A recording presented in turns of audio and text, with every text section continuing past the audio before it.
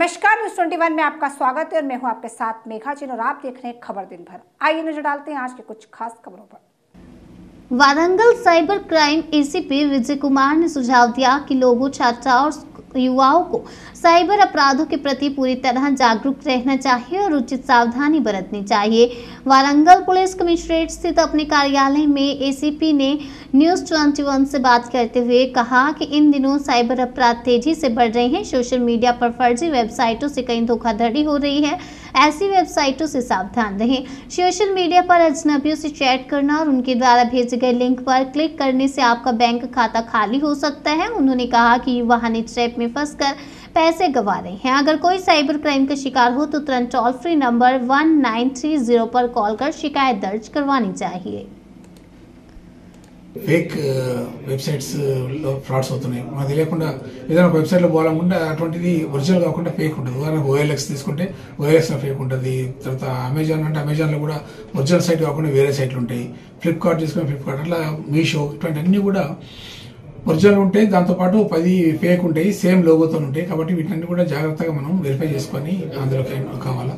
అట్లే అన్నోన్ వ్యక్తులు ఎవరైనా మనకు లాటరీ తగిలిందనో, బిజినెస్ అనో, లేకుంటే ఉద్యోగాలు ఇస్తామనో, లేకపోతే మీకు తొందరగా ఇంటి దగ్గర నుంచి వర్క్ ఫ్రమ్ హోమ్ చేసుకోవచ్చు అని చెప్పి ఏ రకంగా కూడా మనని ల్యూర్ చేసినా కూడా మనం ఆ వ్యక్తి ఎవరు చేస్తున్నారు, ఏం చేస్తున్నారు పర్సనల్గా తెలవకుండా ఆన్లైన్లోనే వాళ్ళని ట్రస్ట్ చేసి మనం ఇన్వెస్ట్ చేసినా లేకపోతే వాళ్ళ ట్రాప్లో పడ్డా కూడా మన దగ్గర ఆర్థికంగా మనం తీవ్రంగా నష్టపోయే అవకాశాలు ఉంటాయి. అట్లే సోషల్ మీడియాకి సంబంధించి మనకు అందరు కూడా ప్రతి ఒక్కరికి ఇవ్వాలి. రేపు ఇన్స్టాగ్రామ్, ఫేస్బుక్, ట్విట్టర్ లాంటి అనేక ఖాతాలలో ఏదో ఒక దాంట్లో మనకు అది ఉంటుంది ఖాతా.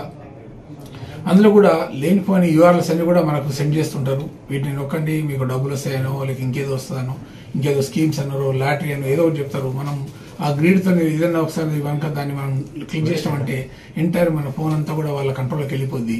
తర్వాత నువ్వు కొట్టే పిన్ నెంబర్స్ కానీ, ఓటీపీలు కానీ అన్ని కూడా వాళ్ళకి వెళ్ళిపోతాయి. మన అకౌంట్స్ కాలే అవకాశం ఉంటుంది.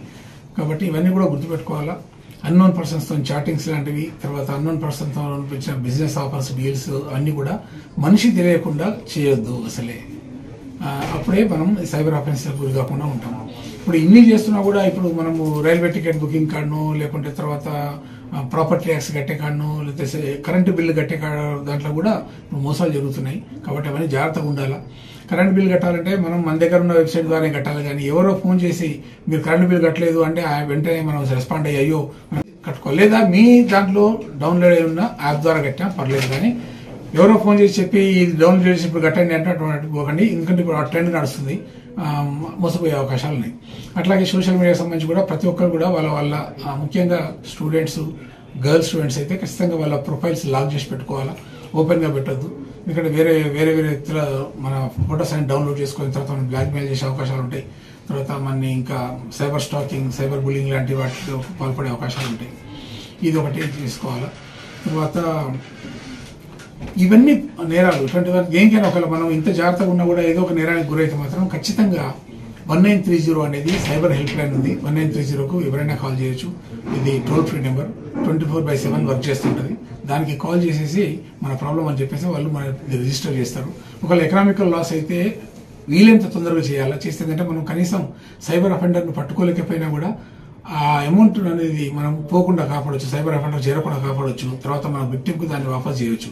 ఎందుకంటే మీరు ఎంత తొందరగా కంప్లైంట్ చేస్తే 1930లో వాళ్ళు అంత తొందరగా దాన్ని ఆ ఫ్లో ఆపేస్తారు అనమాట. మనీ వాళ్ళ అకౌంట్లో పోకుండా ఆపేస్తారు. ఏదో ఒక అకౌంట్లో ఫ్రీజ్ అయి ఉంటుంది. తర్వాత మనం దాన్ని డ్యూ ప్రాసెస్లో తెచ్చుకోవచ్చు అనమాట. కాబట్టి ఖచ్చితంగా 1930 ఫెసిలిటీని అందరూ కూడా వాడుకోండి.